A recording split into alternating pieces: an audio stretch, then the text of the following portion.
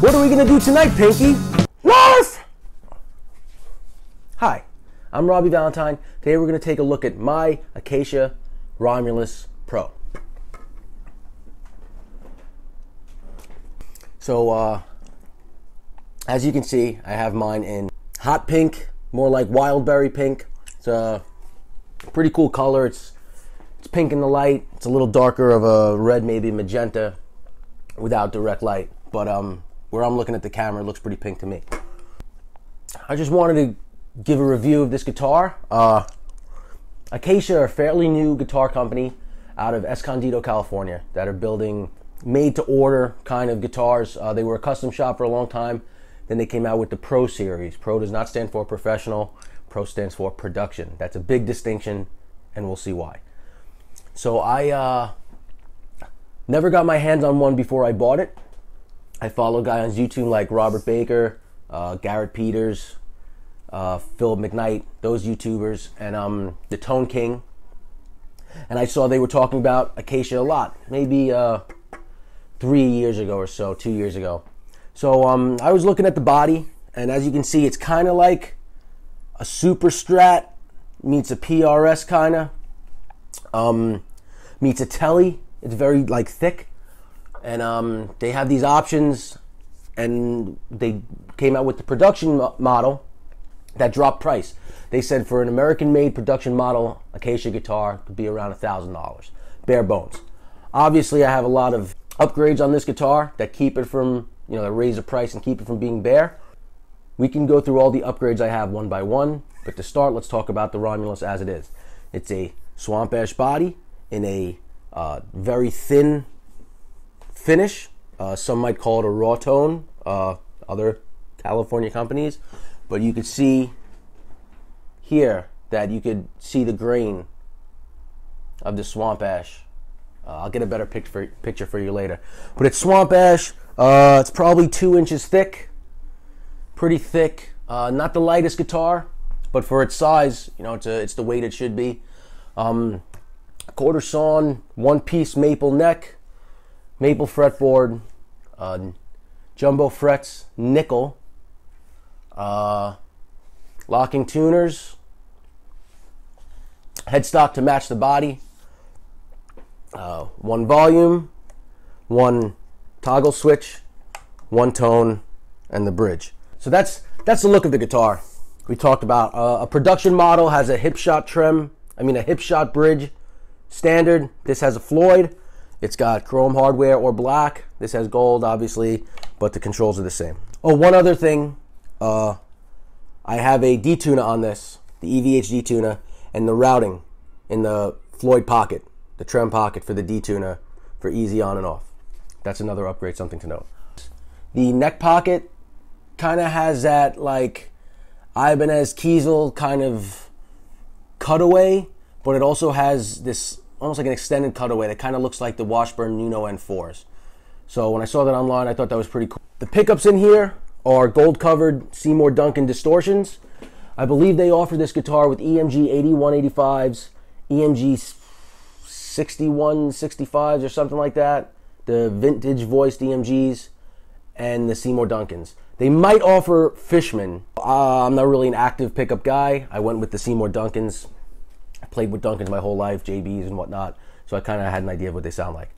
To go over some of the upgrades that I made on my production model is I put a Floyd Rose on it. I'm a Floyd guy, Floyd Life. Gold hardware, as you can see, including the covered humbuckers, gold. White dot inlays on the fretboard instead of black on maple is standard. I went with, I guess, Pearloid or mother of pearl, Pearloid white. I did make one adjustment. The strap button is behind the guitar. When it comes out of the production, I want it on the horn. I just like the way it sits with my strap locks on my strap. It's what I'm used to. That's where I wanted it, and that's what they gave to me. It's a good looking guitar, man. As you can see in the pictures, really flashy. The color is sharp, really sharp. Comes out in pictures very well. The finish is flawless. You can see the grain through the finish, which is pretty cool. This is my first, I guess, translucent finish guitar. The headstock is pretty cool. The 3-in-3 style. It's like a point, but it's not a point. And it has this, I think they're called flutes in the back of the neck. It gives it a little bit more support to prevent headstock breakage, because it does have a slight tilt to it. It's not, you can see there's no string tree, so it does have a slight tilt. Not as much as a Gibson, but not like a Charvel that's a straight pull. So let me talk about a little bit about this guitar. I bought this guitar with my own money. It was for this model with these features, came out to about $1,700, and they gave me a deal on it. They cut me a break because I was between this and another guitar, and I told them what the other guitar would cost, and they kind of matched that price. It was probably $100 off, maybe $150. But let's say $1,700 with the upgrades. Quite a bit away from the $1,000 starting point. I guess I racked up the options pretty quick with this. So I ordered this guitar in April of 2018 without ever playing it, watching guys like, other YouTube personalities get their pro model Acacias and rave about them. Fretwork is perfect, neck is perfect, body's perfect. I really like the shape. It's kind of like a Strat, but a little heavier. And I decided to take a chance. 50% of the deposit, or the price of the guitar as a deposit first. They would start the build, and then the other 50%, which would total to the total price of the build upon completion when it would be delivered. So within 3 days, they double charged my account, so I paid for the whole thing. I called up and said what was going on. They said it was a mistake, and they would refund me the half, but since they already took it, might as well keep it.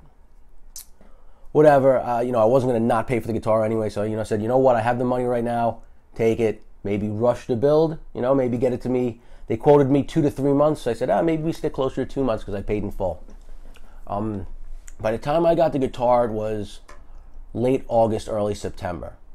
So that's April to May, June, July, August. About 4 months, maybe a little bit more, 4.5 months before I got the guitar. I had a few issues when it got to me. Floyd wasn't set up correctly. It was kind of high. And the detuner that they were nice enough to buy from Guitar Center and ship to them and install it at the factory, which was nice, saved me one less thing to do. The detuner was installed. However, the block in the back, which I don't know, for those of you that don't know, Floyd Rose trems are floating bridges. You need to block the trem in the back with some kind of tremolo stabilizer or block or stopper or something for the detuner to work correctly. So they didn't block it in the back. I said, no big deal. It's 2 screws for the brass stop, which I have at home anyway. I said, I'll just put it in. When I went to install the block, the brass block for the Floyd, I guess it was 33 centimeters, I guess, or something like that. It wasn't long enough.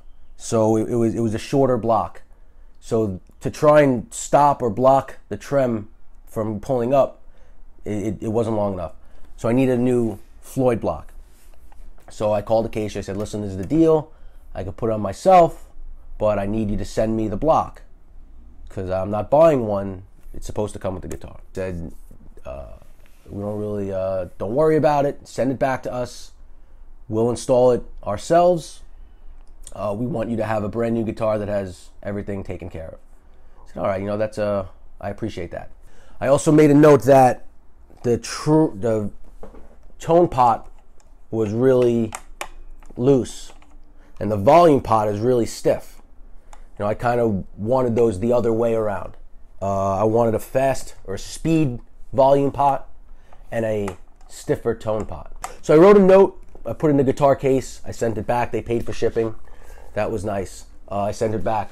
I got the guitar back around November, a little bit before my birthday, so let's say mid-November, from September. So that's another 2 months to change 2 pots, change the block on the Floyd, install the trem stop, and set it up again. The guitar back in November. The new Floyd block was installed. The trem stop was installed. It was not installed correctly. It was still floating. You know, they didn't do the final touch, which is all right. I could handle it. But the guitar was not set up at all. And I understand it was going to California in a truck and then back to New York City in a truck. You know, things go a little out of whack, but it was really not good at all. The intonation was it wasn't set up. Also, additionally, the pots that I requested to be switched were not. They're still the same pots. Said, hey guys, you didn't really do this, but no big deal, don't worry about it, I'll switch them out myself. As I started playing the guitar, I realized a few other things. As I was looking on the internet at other players' guitars, it seems that their neck, the guitar neck, is recessed into their body a little more, flatter, and their pickup heights, the strings, aren't so high. That could just be my imagination, but it appeared that the neck seemed to be a little higher up, which, when I first got it, the Floyd was not flush with the body, even though it's floating. It doesn't sit on the body, but it should be kind of level with the body. It wasn't. It was over it, and the action was pretty good like that. Now that we lowered the Floyd to where it sits in the body, it appears that the neck, like the fretboard, is too close to the strings. But you know, whatever. That's a whole big deal. It doesn't look like there's a shim in here, so I mean that's a whole big thing. I've had this guitar about a year. I've taken pictures with it. I've went to rehearsals with it. I've played it at home. I have not gigged with it because it's odd. You know, it's like the body feels nice, the weight, but again, the distance between the strings and the body, or the strings and the fretboard, this whole pickup area is odd. Maybe that's you know, kind of like the way a Wolfgang might be, with the Floyd flat on the body, on the top, but it's recessed, so it should be lower. That's odd. The neck is nice. The neck is nice. It's not quite a Les Paul or like a Telly fat neck, but it's a C style neck, so it's bigger than like a Charvel would be, or a Super Strat. It's a nice thickness, a nice handful for chording and playing, while still a 14-inch flatter radius fretboard for leads and stuff. It's a comfortable neck. I like it. The nickel frets, could have went with stainless steel. That's an upcharge. It was a big upcharge. But at that price point, I mean, it's kind of becoming the standard. Even a year ago. I also find that when I play this guitar, my hands don't fall in comfortable places, which when I think I'm at the 5th fret or 5th position, I'm not. I'm off a fret. I don't know why that is. I put glow-in-the-dark dots on the side just to stick out a little bit more, because it did have the white dots, fret markers that I requested. Other guitars I have that have white dots on the maple necks have like a black outline, and it's white in the middle. These are not. They're just white. So that was my mistake. So you can't really see them on stage if there's no direct light. So the glow in the darks makes it a little better. I got to say this neck pocket for the upper frets is really comfortable. They did a good job with that. I mean, the neck could have been the actual neck could have been shaved down a little bit to get a little closer, but they did a good job with that. You know, but I just you know, want to be honest with people watching this, because if you're looking for an Acacia guitar and you typed in Acacia guitars into the YouTube bar, I mean, there's only a handful, maybe 3 videos from the past year that popped up. None of them from, well, maybe by the time you're watching this, maybe a few from actual players. You know, most of the videos are from YouTubers, Acacia themselves, people that may or may not have been paid to play the guitar, or may not have gotten it for free in return for a video. Like I said, the only discount I got on this was they price matched another guitar company, quote unquote, custom made in California, that I also play. So that was the only real deal I got. It wouldn't take much work for this guitar to be a great guitar. I mean, it looks beautiful. It needs fretwork. The neck you could get used to. It's not even the action. It's not the act. It's where your hand sits to play. It's a different from every other guitar I have, which are all Super Strats or Les Pauls. So it's a little bit, or Tellys. So it's a little different. But with a couple small changes or attention to detail out of the factory, this could have been a great guitar. And I feel for the money you're going to pay for it, for a production model, which is, with these bells and whistles, almost $2,000, between $1,500 and $2,000, you should get this guitar out of the factory mint, ready to play, ready to record, perfect. So that's a little disappointing for me. I know those guys at Acacia have their hands full making their own guitars, the custom line, which go for like $3,000, between maybe $2,500 and $4,000, with their fancy tops. And I know they make guitars for other companies. They're like not a ghostwriter, but a silent manufacturer. I don't know how to say that. So I know they have their hands full, but in my opinion, if you're gonna put your name on something like an instrument that people are paying money for, or you're giving to people that make reviews that say they're great, and it comes out of your factory with your name on it, it should be dynamite. Like, that's your name.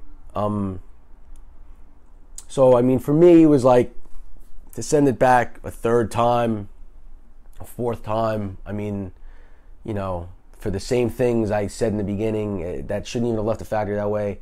It's a little disheartening. That's how it is. But like I said, with a little work, a little fret work, a little wiring help with the pots and stuff, I mean, this thing plays great. It could, so it's in the works. But I will say, for if you want a guitar that looks good, man, this bad boy looks good. So that's it. And yeah, that's an honest review of a guitar that I own, that I paid for, that nobody loaned to me to make a video for and try out. This isn't my signature model.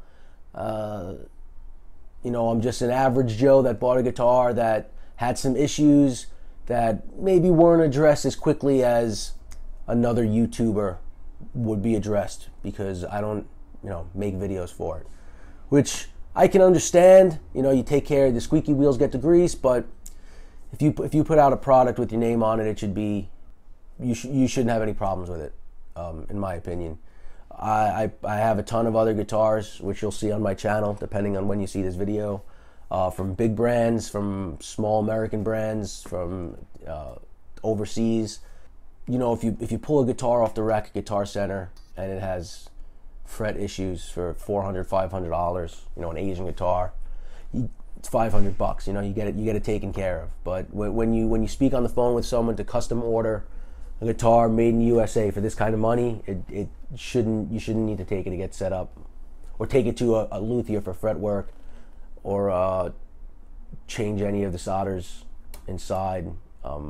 Nothing should be loose. Like, it's just whoever signed their name to let this go, just sorry, bud, not a fan.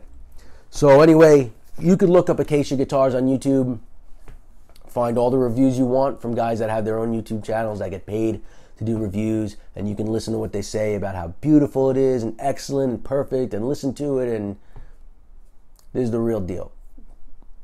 If you don't play a guitar first, don't trust anybody that's getting paid to tell you it's good, that it's good. Play it, find someone that has it, find a review like this.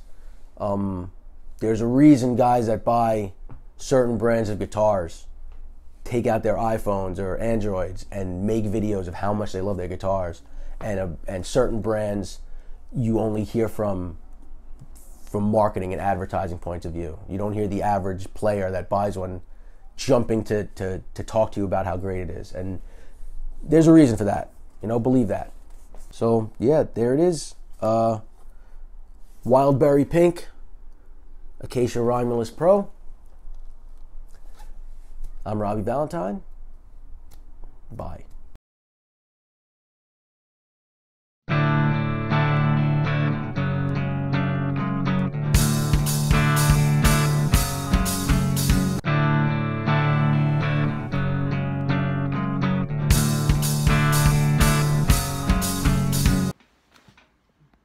Hey guys, if you made it this far, I appreciate you sticking around for the whole thing.